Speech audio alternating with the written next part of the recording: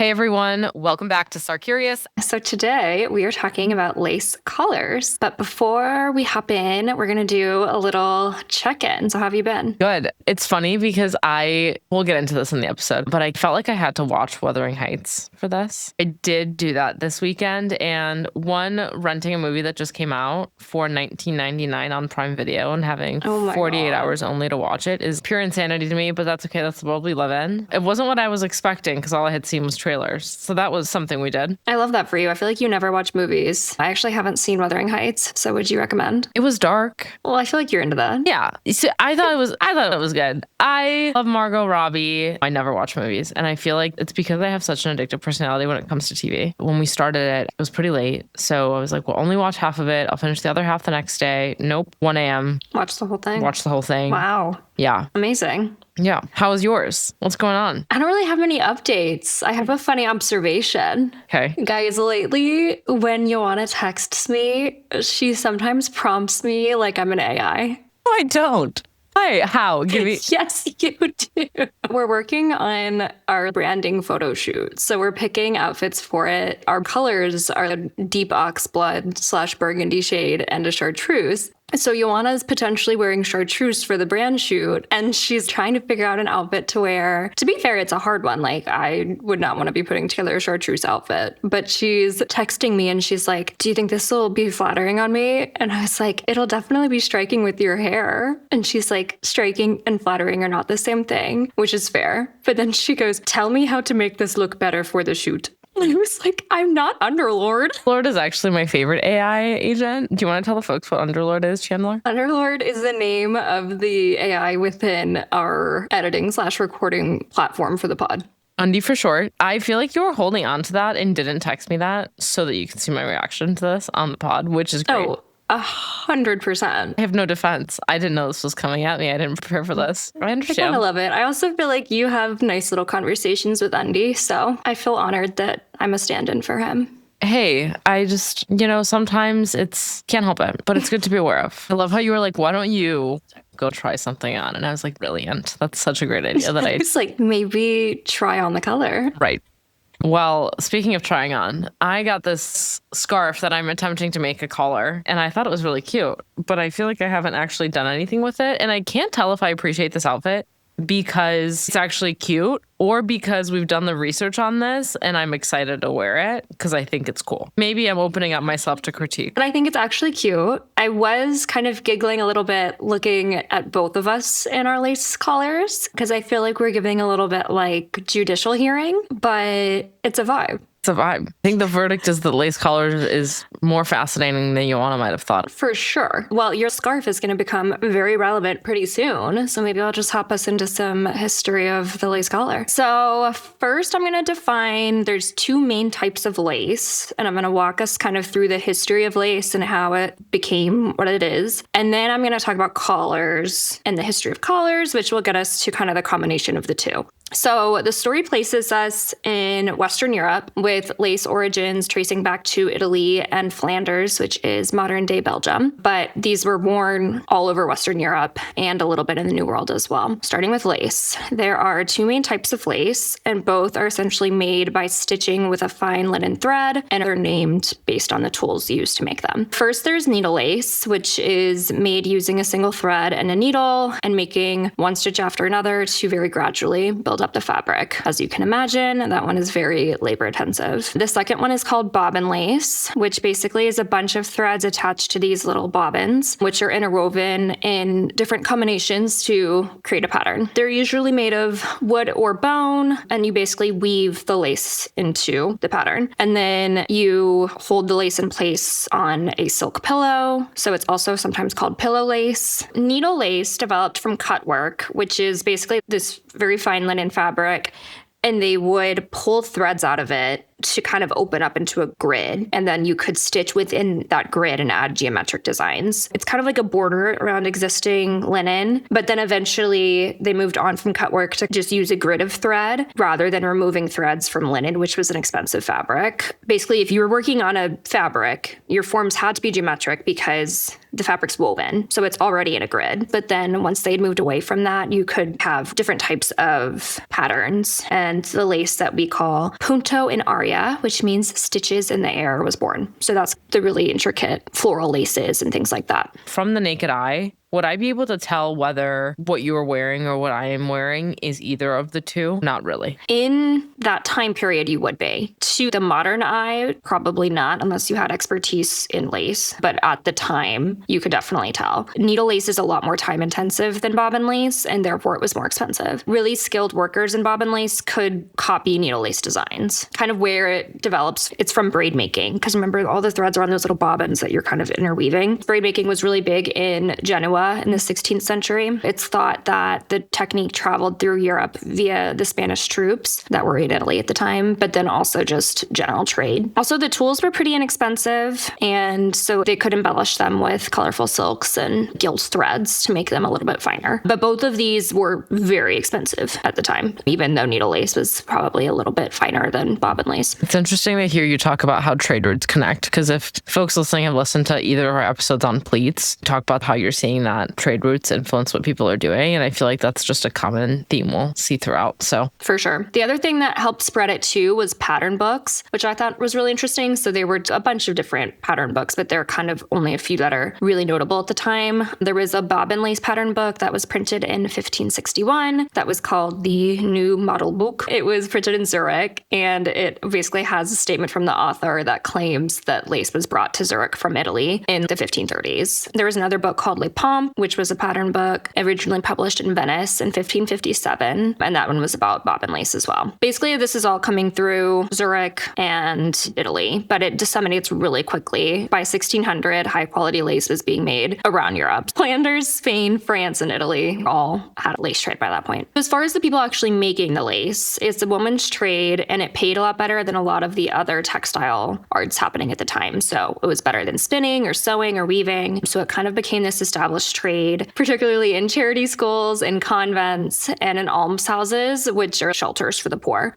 So those were people making it as their trade to actually make money. But then noblewomen were also making lace from the 16th to 18th centuries as kind of one of those refined pastimes. So if you've seen Bridgerton, they play piano, they do needlework. So really intricate lace was produced by artisans, but then noblewomen could make beautiful, delicate needle lace that would be for their personal wardrobes, for household items, or a part of their trousseau, which is a collection of clothing or other household items, jewelry, and personal belongings that you gather in preparation to bring into your marriage. So it's kind of like a dowry, but instead of being money or property, it's household goods. And those were important because household goods were really expensive. So having a really beautiful trousseau was a sign of wealth for sure and would be part of your marriage prospects. Interesting from the Wuthering Heights perspective. I'm not going to spoil anything, but in the film, Catherine ends up with someone and of significant wealth. And one of the first things that are in her room when she moves into kind of his mansion is just this closet full of custom silk dresses. And I thought it was fascinating, but maybe it was part of this trousseau in a way. They didn't obviously call it that in the movie, but yeah. For sure. You're making me want to go watch it. Maybe I'll do that tomorrow. But basically from the time that lace was starting to be produced widely in Europe, the most popular way to wear it was in intricate ruffs worn at the collar. So that gets us to collars. Before the 1400s, collars were not really a thing. Necklines were either high or what we'd think of today as like a scoop neck or a boat neck. But then in the late 1400s, men's shirts would have a drawstring that was fed through the neck of their shirt. And when you pulled it tight, it would create little ruffles. Part of the reason for this is wearing really clean, visible white linen was a sign of wealth because linen was really expensive. But because it was so difficult to clean, as we start looking towards the 16th century, the ruffle was separated from the shirt and became a detachable collar. Linen collars would absorb sweat from your face and your neck, and then it could be removed and laundered separately. So it's actually keeping the garments beneath it's cleaner. By the mid-1500s, the Dutch and the English started heavily starching their linens. So that starch was not new, it existed, but this was when they first started using them on soft collars and making them into very structural forms, which we call ruffs. Question for you. I know what starching is because I think I've asked you previously, but can you just define that for us? Yeah, so it was vegetable starch. If you think of cornstarch, like that's starch. So it could be different types of vegetables that they were using, but it's basically a paste of sorts. They would treat the clothing with it to make it hold its shape. You're remembering it from pleats because ruffs were actually also pleated. So lots of synergy with that episode here. So not every ruff was made of lace. They could also be linen, but the really expensive ones were lace. So earlier they were known as the goffered frill, which refers to a piece of lace being pressed into pleats with a heated iron. Earlier versions were linen or cotton and edged in lace, but by the time we get to like 1570, expensive ones were made entirely by lace. They were starched and pleated, but they could also be held in place by small sticks. So they would be ivory or wood. Later, they're actually putting little steel poking sticks inside, which when you combine with the starching, made these things get really big really fast. That also doesn't sound super comfortable. I'm curious like how you put that on. I mean, it's not really for comfort, but... We will talk a lot about that. They were definitely not comfortable. But that's kind of part of the point. The type of ruff that probably pops into your head when you think of one of these is a cartwheel ruff. So that one's fully circular and was super popular across Western Europe. So they were worn by men and women, and it would surround the neck and could be up to 8 or 9 inches long off the neck. I've even seen 12 inches. I don't think that's common, / I think honestly it's hyperbole, but these were big. It's almost like a status symbol in and of itself, how big they are. Yes, for sure. And the more elaborate examples, it takes hours of pleating, starching, ironing to be made, and then they had to be preserved by servants in special boxes. And they could even be embroidered. Some people added jewels, metallic thread. These things were really intense. And it's a mainstay in the fashion for the monarchy, people at court, basically the elite of the time. They really became a symbol of power and wealth and prestige, in part because they were so expensive and required so much upkeep. But then the garment itself actually had a lot of symbolism because it required you to walk around with your chin in the air. You had to look haughty. That makes sense. I mean, this is a scarf that I tied, and it's hard for me to just even put my head down in an angle that I normally would if I wasn't wearing it. So if you're wearing this thing that's 8 inches or 12 inches, you have to keep your head high in a way. For sure. You're supposed to, theoretically, the people that are wearing them. Well, part of the point is I don't do manual labor, which you physically can if you're wearing that thing. But then also you couldn't really move naturally. You couldn't eat with one on unless you had special long utensils. And then these would be reshaped and restarched after every single wear because they lose their shape so quickly because of your body heat and the weather. Even the starching itself became a specialized trade. It was done mostly by immigrant women from what they called the Low Countries, which just means lower elevations, so Belgium, the Netherlands. And you would have to be very skilled to make these crisp, symmetrical pleats on some of these really crazy ruffs. Okay. Yeah, it was pretty wild. So alongside the ruffs evolving, so did the lace that they were made of. So by the end of the 16th century, that bold geometric needle lace moves on to these more intricate designs that were not always geometric. And then by the time we get to the early years of the 1600s, we would start seeing ruffs replaced by softer collars, which would require a ton of yards of pretty narrow bobbin lace. So it's just the yardage is really, really high, which is part of what makes them so expensive. Would there be needle lace collars that are even more expensive because they would require more handiwork, or was it mostly bobbin because you wanting to see that like pattern throughout the actual collar be as perfect as it can be in a way, right? Because that's the benefit of doing it that way. Yeah, I'm not entirely sure. My understanding is it was both. To me, it seems silly to use needle lace because you're pleating it so narrowly that you can't see the detail in the lace. It's all packed in there. But honestly, that's also probably part of the point is I'm so wealthy, I don't even need to show off this lace. I just have it. What's interesting about how expensive they are is they were actually regulated by sumptuary laws. So sumptuary laws were big during the Elizabethan era and prior to that too. So that would have been the Tudor era. But basically, as these ruffs became larger and more impractical, Elizabeth I was passing laws to restrict the size of them if they were worn outside of her court. So she would literally send officials out into the city of London. And they would measure the ruffs and they would break them if they were too big. So tailors could be fined for making or selling ruffs that were larger than the allowed size. And basically the point of these laws was to enforce social standing, to curb excessive spending, and to protect domestic industries. This is relevant in Wuthering Heights, but social station was such a big thing that these laws were in place to prevent people from rising above their station. It's funny, I'm kind of like giggling a little bit because at some point we will probably do heels. Because heels were originally worn by men, and I think it was King Louis XIV. The color of the heel and the height of the heel was something that was a part of these social laws. So it's a way to basically control the way that the public perceives you and like instantly knows where you stand in society, which is somewhat, it's really dark, honestly. It's how that time period was, I guess. No, for sure. And society basically ran on these social statuses. So if somebody's outside of their station, it really messes with a lot of how society is functioning. So that's why they were in place, but they weren't easy to maintain. They weren't enforced very well. So if you went out on the streets of London, ruffs would be everywhere and probably way bigger than they were supposed to be. And sumptuary laws like that were spread across Europe. It wasn't just England. So Italy had them, Germany, France, Spain,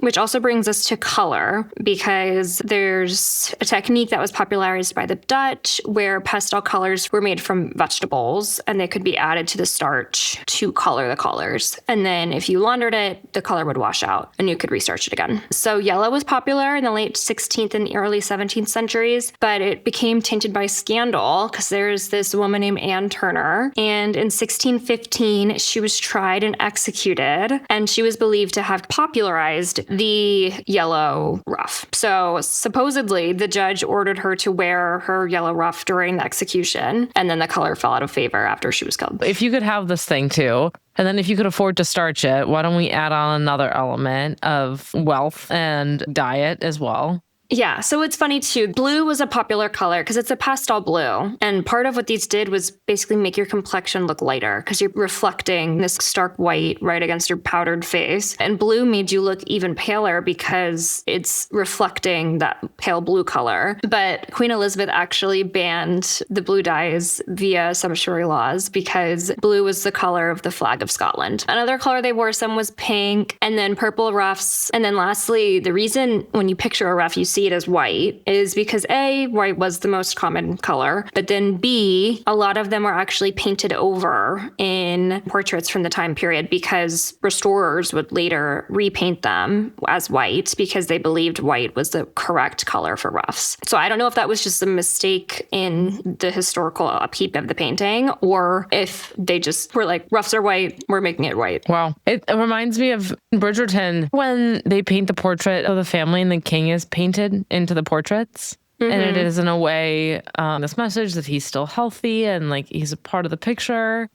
And yes, maybe this like recoloring is a correction, an intentional one. You never know. That's fascinating. Yeah, no, for sure. Well, and these are in so many portraits because they were such a symbol of wealth. And because they were such a symbol of wealth, they definitely had some critics. This is a time of huge social upheaval. So the Puritan movement started in the 1530s. By the 1560s, it had a lot of momentum. That was right when ruffs were getting to be pretty widespread. There were some Puritan commentators who hated these things. So definitely had their critics for sure. That kind of brings us to the end of the ruff. Around the 1600s, falling collars started kind of taking over. So they were more comfortable and they would eventually replace the ruff in popular fashion by the 1620s. If you look at portraits from the time, you're going to see more falling collars than ruffs by that time. These were worn from like the 1620s to the 1640s. Men started wearing them first, but women soon followed. And by this time, the lace was popping. It was super pretty. And what's nice about a falling collar is you can see it because it lays flat against your body and drapes over the tops of the shoulders. So it's really interesting intricate designs were on full display. By this point, we had different types of lace. So raised needle lace was called Grow Point, and it's 3D. It has actual layers to it. It's beautiful. And then there was Milanese bobbin lace, which is just increasingly intricate. These are in lots of portraits. Rembrandt paints some really beautiful ones. In the 17th century, one is called Portrait of the Woman, possibly Maria Tripp, and he puts a ton of attention to the lace, which basically shows how important the lace was. But then also it's actually a great resource for historians because you can see what kind of patterns were being used to make this lace, and we know what they looked like because this lace was so expensive that it was repurposed a ton. So very few of the originals remain today just because they were used to the point of falling apart. Yeah. If we look at the photo, it almost reminds me in a way of what you're wearing. Because if we take the lace on, I think that's a jacket. I think about it being pleated really close to your neck like a ruff. Like you just wouldn't see any of that detail. And no, now, which is crazy. Yeah. Yeah. No, I agree. I'm glad that falling collars came into fashion because they're beautiful. The paintings of them are just stunning. They're around for a while, but the style kind of continues to simplify and we get cravats. So a cravat actually has an interesting history. I feel like we could do a whole episode on these, but kind of the origin is up for debate. As far as when they started replacing the falling collar, we can attribute the trend to Louis XIV. Cravats were worn by the Croatian military, which is actually where the word cravat comes from. It's from the word croat for Croatian. In the 1660s, which would have been the 30 Years' War, Louis XIV was enlisting Croatian mercenaries, and they were wearing these neckties called a tour de cou, which is basically the traditional Croat military kit. But the Parisians were like, oh, we like that, and so they stole it and started wearing these really beautiful scarves, distinctly knotted at the neck, but they would wear lace versions because lace was all the rage. So that's how we get cravats. Okay. And you'll see there's a portrait of Louis XIV wearing one. They're pretty cool. I think a cravat is what I was intending to go for with this neck. That's why I said that this would become relevant. I think you pulled it off. Thank you. I don't know if I look like King Louis, nor do I want to. Go to your next one, though, because I would argue that what I'm wearing might be closer to the further simplification of the cravat. Okay, so next we get the jabot. So this is the Baroque period. So the jabot rose around the 1650s, and by the 1700s, they were basically an essential component of upper class male fashion. The lace decoration had basically shifted downwards. So instead of being like right up on our neck, we're basically moving down the shirt. And it's this cascading flourish of lace worn at the front of the shirt. They could be sewn or pinned on, and were meant to be partially visible, tucked into a vest or a waistcoat over top of them. I feel like you're somewhere in the middle with your lace. I actually did tuck it into this motor jacket. Yeah, you did. But it goes around your neck. Okay, fair. Why don't we, if anybody would like to, up for debate, is this a cravat or is it a jabot? Let us know what you think. Maybe we'll put up a poll. What's interesting is there's so much intellectual movement happening around Europe at this time. So as we're getting our jabots and our cravats, we're also seeing the Enlightenment happen, which is ushering in this more restrained approach to dressing. It was more simplistic. Simplicity was seen as refined, and so that fits pretty well with the cravat and the jabot, but it also means simpler fabrics, so you're seeing some of these be silk rather than lace. And they're really starting to overtake the falling collar, particularly amongst men. But then we also, at the same time period, have the Rococo period, which is the complete opposite values. It's all about being luxurious and extremely decorative and playful. Think Marie Antoinette. At that time, she's all about it. Just like the more lace, the better. So you're kind of seeing this tension, which, I mean, the French Revolution, hello, that's how that happens. But yeah, you can kind of see all of this being reflected in the fashion at the time. The tension that's happening societally is also being reflected in the clothes that people are wearing and how decorative that is or isn't. And then things are more leaning towards the Enlightenment period. We're getting there. But how that impacts what people think that you wear says about you. Fascinating. Yes. Well, and what it led to is I had never heard of this, which kind of shocked me. Because I've always wondered, menswear used to be so crazy and fun. And now when I watch recaps of the Oscars on TikTok, people barely mention the men because their clothes are so boring. And it's like, why even bring it up? Sometimes they're beautiful. Don't get me wrong. I love well-done menswear, but it's definitely not the same as the women's wear. And I think it goes back to this moment called the Great Male Renunciation, which I'd never heard of. But basically, the Great Male Renunciation is this historical phenomenon. It happened at the end of the 18th century, and all the wealthy men in the Western Western world were like, we're done with bright colors. We're done with elaborate shapes. No more variety dressing. We're all going to look the same. And started wearing dark fabrics. And basically the only difference would be cut and the quality of the fabric. And they let the women have their fun with their more, intricate dress, which was all influenced by the Enlightenment. But basically it means by the end of the 1700s, men aren't really wearing lace. And I also don't like it because it basically associates all of this beautiful, fun fashion with women.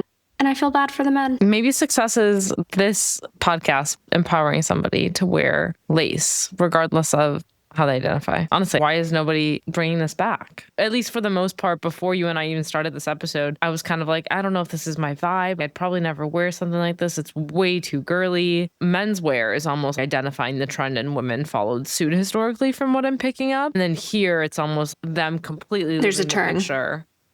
Yeah. Floods the gates of, no, for sure. This is now women wearing this. Yes. Do I say I feel bad for them? Yes. And I feel bad for the modern men. At the time, I think part of what was happening is men were basically saying women are frivolous. They should wear frivolous things. Men are serious and we have ideas, so we should dress seriously, which that I'm not down for. So in that regard, I do not feel bad for them. But I think it had such lasting impacts. This is something that still is affecting how people dress centuries later. So I do want to kind of wrap up back to the women and talk about where lace goes. Right after the Rococo period, we have the neoclassical era, which is 1750s to 1830s, which is when you see all this revitalization of Greek and Roman ideals. So it's much more simple, emphasized order. So the dress was more restrained, think like white cottons, kind of Greek silhouettes, and less ornamentation. So there was still lace, still being worn around the neck, but it's just not nearly as ubiquitous as the ruff was. And it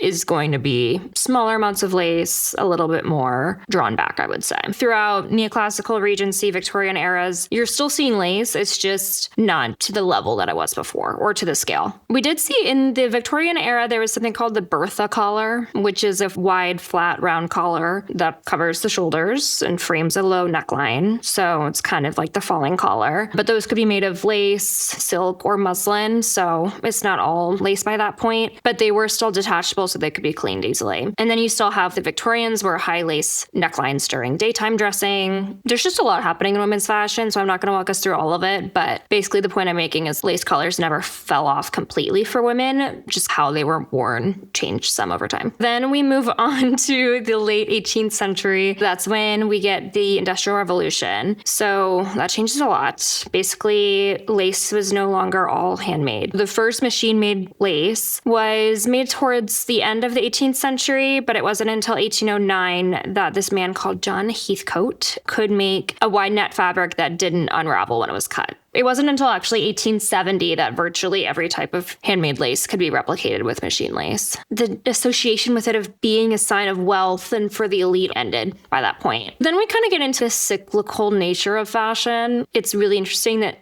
lace collars are something that has been popping up once a generation since the Elizabethan era. What I'll mention is this book called Little Lord Fauntleroy, which was widespread in 1885, and it was hugely influential for fashion for little boys. There is a Fauntleroy suit, which was this really formal velvet outfit for young boys. So it was a black velvet jacket, knee-length breeches, and a big lace collar. So this was popular for American and European children. Women would put their little boys in these and walk them around town with their lace collar. So it's like a reversion to the male renunciation in a way. Yeah, but it's very much associated with children. So that association continues. And actually by this point, I would say lace collars are more associated with children than they are with women. And when women wear them, it's kind of as a sign of youth. I imagine a little boy getting on a train wearing his Fauntleroy suit. Like, I think it's very upscale, but still kind of meant to emphasize that that's a child. So it's not a masculine thing.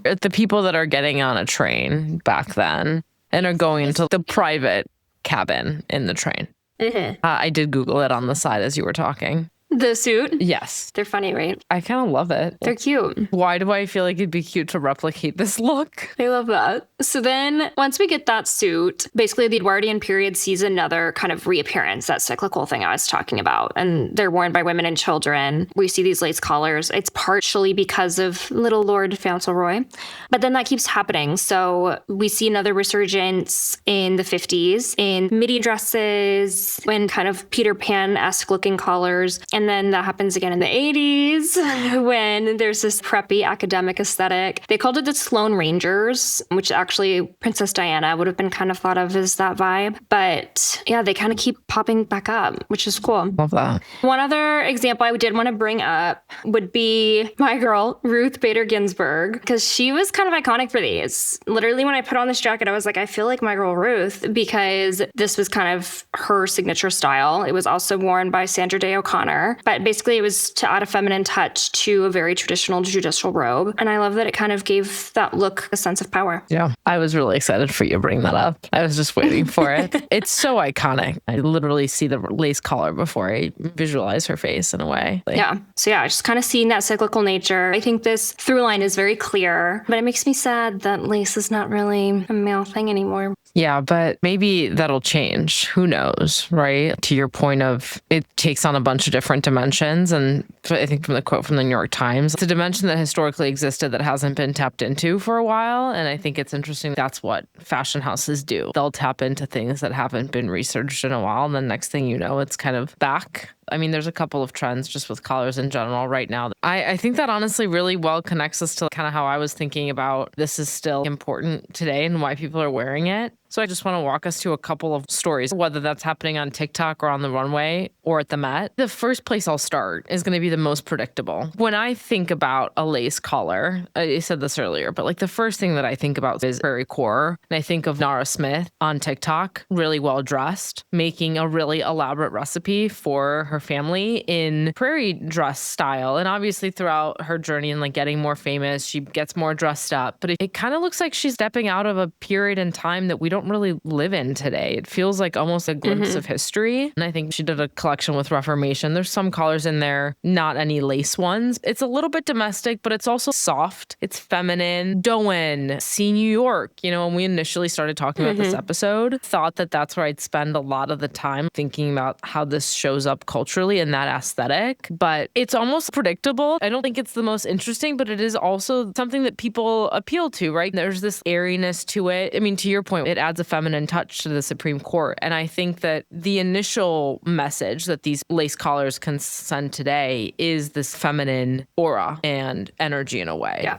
So definitely staying through and through in one realm of the lace collar universe. Yeah, for sure. No, I feel like it's kind of this appeal to a different era. But what's interesting is these have existed for so long that which era you're appealing to is no longer necessarily clear.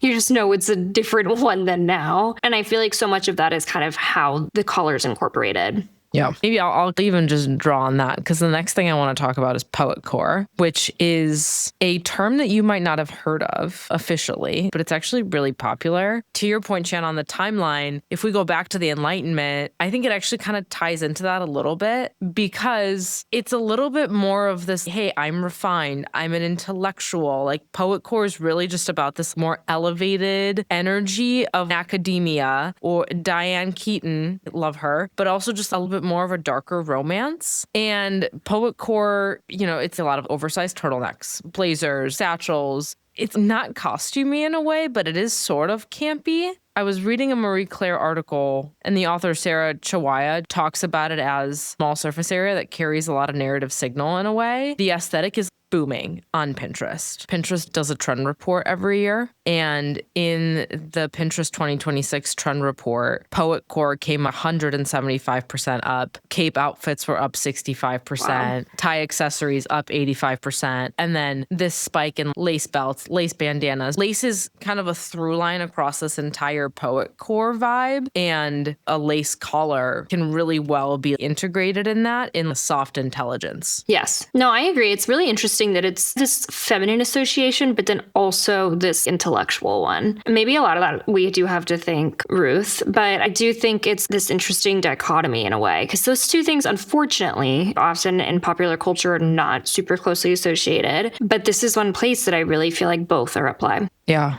I like the idea of how Ruth combines the two almost, that poet core and then that softer feminine energy, because I think obviously the Supreme Core, heavily male dominated. And so it adds that feminine touch. But then, yeah, the lace collar is almost this intellectual, elevated feel. One thing too, tell me if in a couple of episodes you're like, Yoana, you can't compare fashion to AI ever again, because I'm probably going to do it a lot because I think it's really, really relevant. But when I think of the Enlightenment, it is, hey, I'm going to spend time thinking, entrenched in thought. I'm doing my studies. I'm an intellectual. And it's almost a little bit more emotional in a way than a suit and tie and a button up. So I think it might also be really popular for 2026 from a Pinterest trend point of view, because people like that emotional appeal it has. Yeah, that's an interesting point. I think, too, some people feel like we are living in an era that has seen a downfall in academia and this kind of turn away from those avenues of thought. And so I think it's very visually and clearly communicating that's something that you value. That's not to say every single person who puts on a lace collar feels that way, but I do think as far as some of the brands who are incorporating these, that's kind of the vibe that they're communicating. Yeah. Not every piece of clothing has like that strong of a narrative. How you style it might change the messaging. That idea of this is almost really clearly communicating without saying anything, to me kind of comes out in Wuthering Heights, which is where I get really excited about this connection, because if we set ourselves in the context of Wuthering Heights, again, I'm not going to do any spoilers, but it is a pretty tragic love story that has complex characters, very dark, vengeful attitude within them that are also human and are reacting to like the conditions of poverty that they were raised in and need to survive in a society that's completely built off of how much money you have and that determining how healthy you are, how long you live, etc. So it's a very like gothic romance. There's a BOF podcast, Business of Fashion podcast, with Andrew Mukamal, I hope I'm pronouncing his name right, who actually styled Margot Robbie for Barbie. And he introduced this concept of method dressing. And it was basically this idea that who the actor is off screen during a press tour is such a way to continue like carrying out a strategic fashion narrative. When you see Margot Robbie on the press tour for Barbie, it's not Margot Robbie, it's Barbie. And then when you see her on the press tour for Wuthering Heights, like it's not Margot Robbie, it's Catherine Earnshaw. It's almost what I like that we're doing in this podcast. You're aligning the character during the film to the fashion history and making sure that you're approaching the press events with intentionality. There's some really exciting brand partnerships there that happen with custom gowns being made.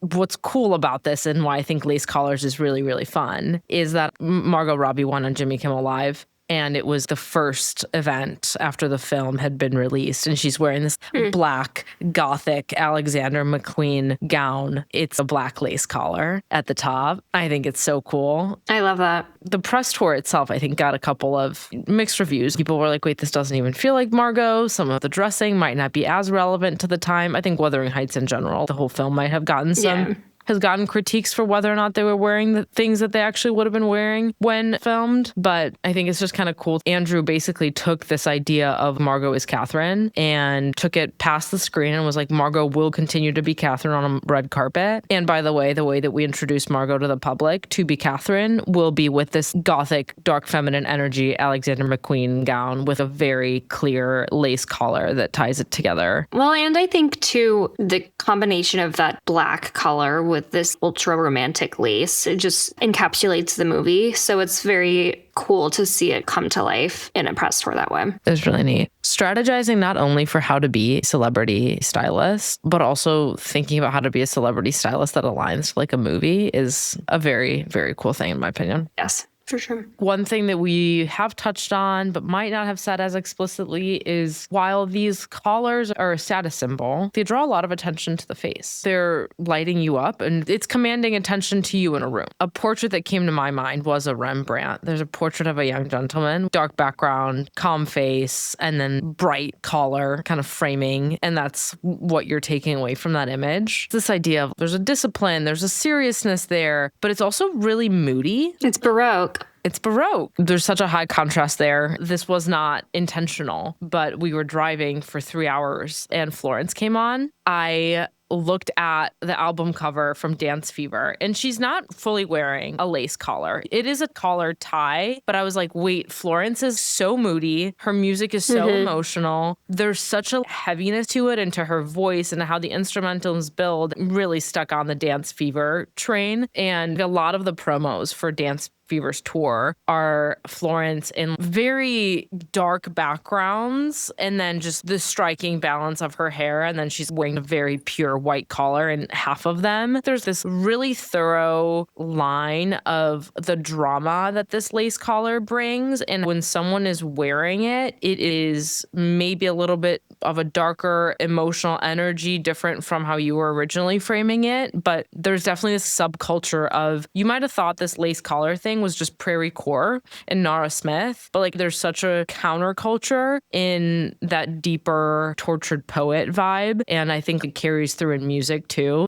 No, that reminds me of when you made the same point with pleats and the Miu Miu add a boxer band to the top of a pleated skirt, and suddenly the pleats are completely a different vibe. And it's kind of subversion of the other association. We're seeing that here with, they can be very Prairiecore, or they can be very edgy and dark in a way, Wuthering Heights, Florence, and it's just all about how you style them. The through line is that lace is very expressive. Yeah. And I think if we continue across the multiple connections through the arts, a really cool one that I found was this juxtaposition of a gown that YSL was commissioned to create for the French church. I don't remember the exact date of when it was, and it's very ornate. There's a lace collar element, and it's sort of a cape, but it is also a collar that's inherently a part of that design. And then John Galliano in the early 2000s took that inspiration for a Dior Couture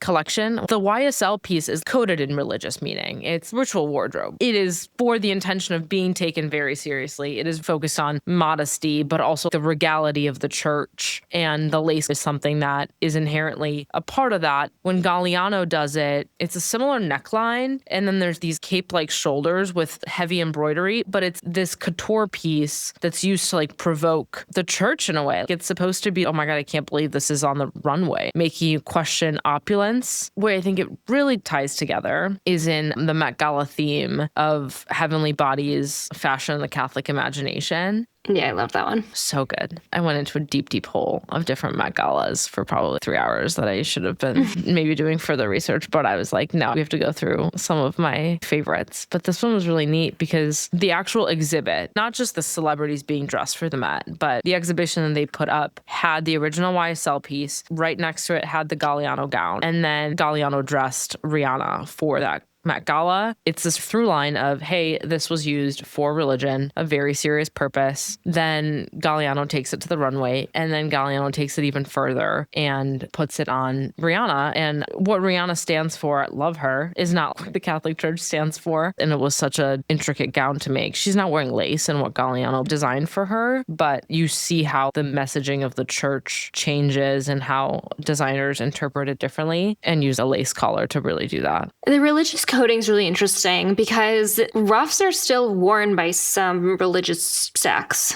It's not lace ruffs, it's kind of that traditional linen, but like it's still relevant. It's funny because so many sects of Christianity didn't like them, but now they kind of have this reverence to them, and they're worn particularly for ceremonial occasions. Mm-hmm. There's definitely a little bit of nuance there. Maybe the last place I'll take us is some other designers that are doing this in a way that is, I think, also socially charged. I want to talk a little bit about Erdem. To your point, Chandler, of like detachable collars. They have a detachable collar that just came out. They style it underneath this very beautifully ornate jacket. Their pre-spring 2026 collection sees these motifs of nature throughout. And it was actually influenced by Maria Marian, who's the 17th century German naturalist who spent her life studying insects and plants, but was also also deeply religious. I think it's an interesting continuation of that church motif because when Maria Marian was around, it was almost Calvinist in how everything was proper. The lace collar was definitely like a huge part of how people dressed back then. And then Erdem in the show follows it with these clothes that have bugs on them and they're very elaborate and contradicts that, while very beautiful and exquisite, very flashy in a way. Look 7 from it actually reminds me of the Rembrandt portrait that you showed of the flat collar, and you're kind of seeing the same collaring around the neck and the shoulders. It is giving off this proper vibe, and then they tweak it a little bit, make it a little bit more high fashion, but it ties to a little bit of edge, a lot of detail, status. These are gorgeous. Some of them are such a clear throwback to the falling collar. How they're styled, it doesn't look antiquated at all. I would say it looks very high fashion. So there's ruffs, there's falling collars. I mean, I guess a different way for couture houses to show craft and the fact that they can produce these beautiful garments, and then everything's in the details. And I think the collars are such a big difference in terms of the vibe that they can give off depending on how you style them. And I think Erdem does it in this really, really beautiful way where it just really speaks to the diversity that I think the narrative of the collar can have. And maybe just to tie it all together, I really, really like this example of Erdem using it because I came into this episode excited to do it, but honestly being like, this is kind of one side of the story. Maybe I wasn't really expecting much. I think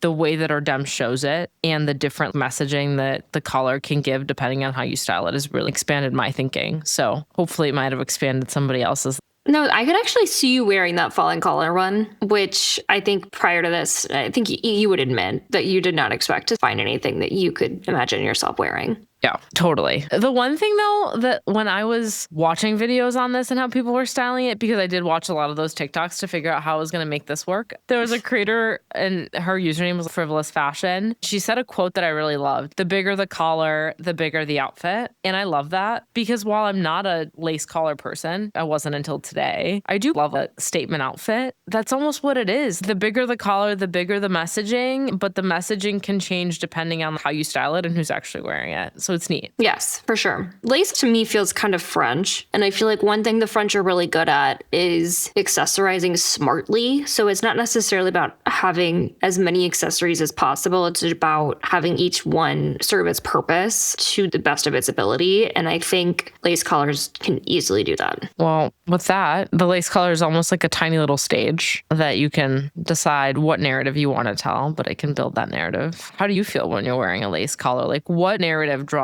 you about it that you might want to lean into? I have a sweater. I think it's from Cezanne. It has lace detailing that goes on the outside of all the buttons and it's scalloped, but some of the lace details are on the collar. So when I reach for that one, I feel very feminine and soft and just pretty because there's so much lace on it. But that's in pretty sharp contrast to when I put this on. I feel like I'm channeling Ruth. Because of that, I feel very capable, strong, professional, smart. I'm renting this. It's New York, but I have a big work event coming up in Milan and I rented it for that because I feel like it really encompasses all of the things I want to give off in a scenario like that where I'm trying to make a good impression. I'm trying to show that I know what I'm talking about. And I feel like that is what this jacket gives, even though you can make the argument it's hyper feminine. I just feel like it's hyper feminine in a way that very clearly communicates competence. I love that. So I love them. What about you? I feel like this is such a different outfit for you. It's very fun. It is a different outfit for me. I feel like that's what's fun about it. I do feel like there's an intellectual edge that is a little bit darker that I like playing into with this. So for me, if I were to style a lace collar piece, it would either be a Western Ranch inspired version where I could see myself pairing it with a duck canvas Carhartt jacket or something funky. Mm-hmm. Things that don't really make sense together and then trying to make it make sense. That's the way that I find things that I don't usually lean towards grabbing exciting when I can bring in another element to that outfit to make it me. And so with this one, this is a jacket I bought in the 7th grade, which is so funny. It's just a leather jacket that I've had for forever. And I love wearing it because it's so easy, but it's almost starting to feel like it's at the end of its lifetime. And there's only so many other things that I can wear with this leather jacket. The lace collar is a cool way to just spice up something that is already existing without needing to try so hard. And I don't know if I necessarily feel super feminine when I wear it. I probably like the idea of channeling that these used to be really worn by men in power and coming at it from that direction.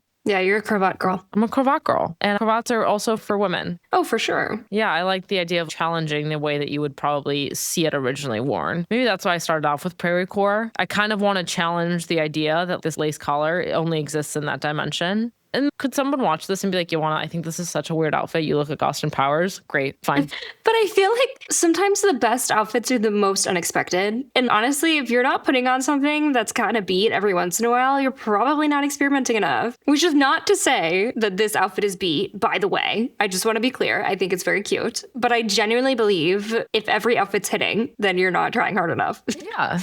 I like that. It's all about wearing it with confidence. If there's a lace collar thing that I try on, I'm like, hate this on me, I literally don't feel like myself, then I probably wouldn't wear it with confidence. But if there was something that made me look in the mirror and I was like, that's kind of interesting, then I feel like I'd wear it because it's kind of like thought-provoking. Yeah. I really want one of the ones that ties in the front that's detachable. And I want to tuck it underneath the collar of some of my blazers and suede jackets. I think they're so cute. Thank you for giving me gift ideas. I also feel like that is one way you would not wear them. Yes, totally one way that I would not wear them. Like with the trench.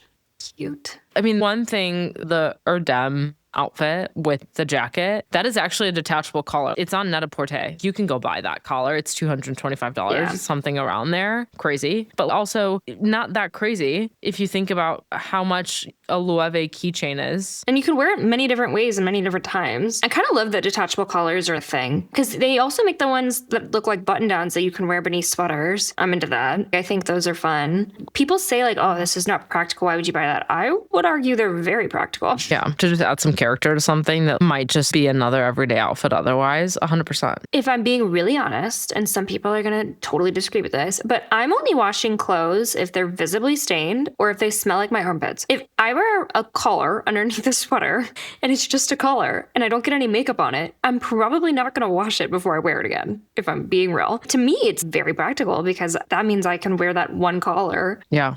Yeah, you're right. I've thought about buying one. I can't tell you that I've pulled the trigger. And I can't tell you that I wouldn't have to watch it every time because unfortunately I definitely would get makeup on it knowing myself. Probably going to have to wash this little thing. It's the life I live. That's okay. Yeah. All right. Well, we'll catch you next time. Love ya. Love you. Once again, we are live. Guess who's back? Back again. Yeah. Shady's back. Yeah. Tell the A glass next to me next time, by the way. My jeans are killing me. Wow, this is like... Are you well? Yeah, I'm well. Why do I keep doing this?